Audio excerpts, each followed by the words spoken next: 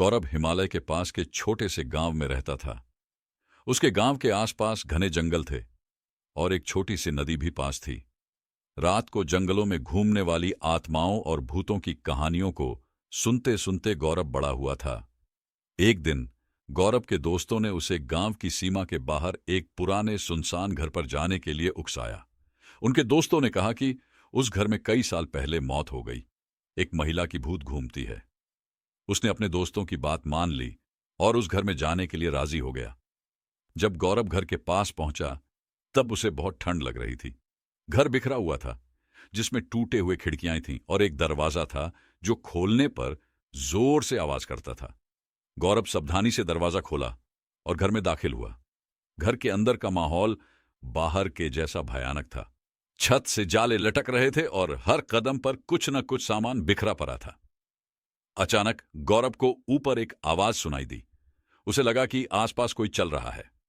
गौरव हिम्मत करके ऊपर गया और देखा लंबी बाल वाली एक औरत सफेद साड़ी में उसकी तरफ आ रही है। गौरव डरकर भागने की कोशिश कर रहा था कि उस औरत की आत्मा ने उसका एक हाथ पकड़ लिया और गौरव से विनती करने लगा कि मेरी मदद करो। यह सुनकर गौरव चौंक गया।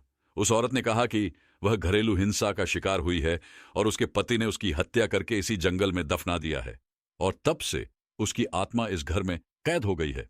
यह सुनकर गौरव ने उस आत्मा की मदद करने का सोचा और उससे वादा किया कि वह उसे मुक्ति दिलाकर कर रहेगा।